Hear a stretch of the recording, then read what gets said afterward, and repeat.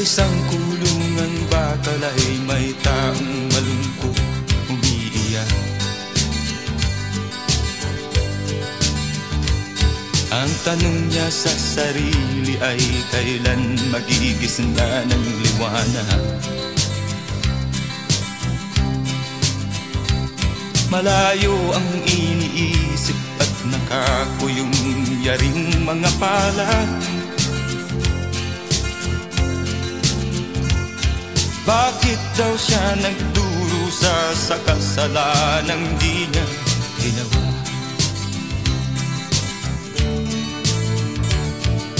Kahapon lamang ay kapiling niya kanyang asawa at anak. Namumuhay nagtahimik sa isang munting tahanang may tuwa. Ang kaligayahan ay pinutol ng isang paratang sa kanya.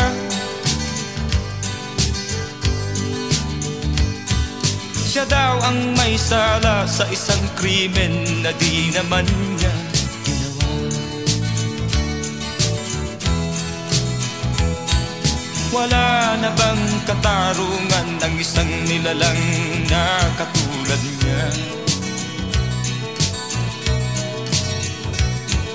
Ilan pang tulad niya ang magdurusa ng walang kasalanan? Di ba't ang batas natin pantay-pantay, walang mahirap mayaman?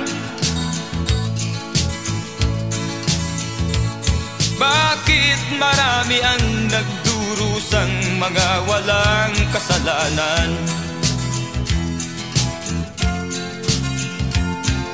Mga ilang araw na lamang haharapin na niya ang bitayan.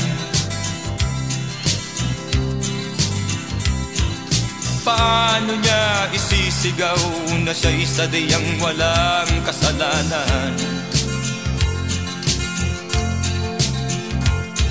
Tanging ang Diyos lamang ang siyang saksi at siyang nakakaalam. Diyos na rin ang siyang bahalang maningil kung sinong may kasalanan. Dumating na ang araw, haharapin na niya kanyang kamatayan. Sa isang upo ang bakal na kay dami ng buhay na inutang.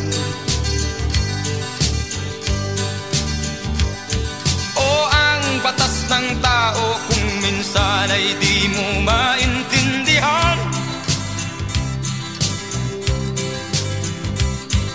Ilan pang tulad niya ang magdurusa ng walang kasalanan?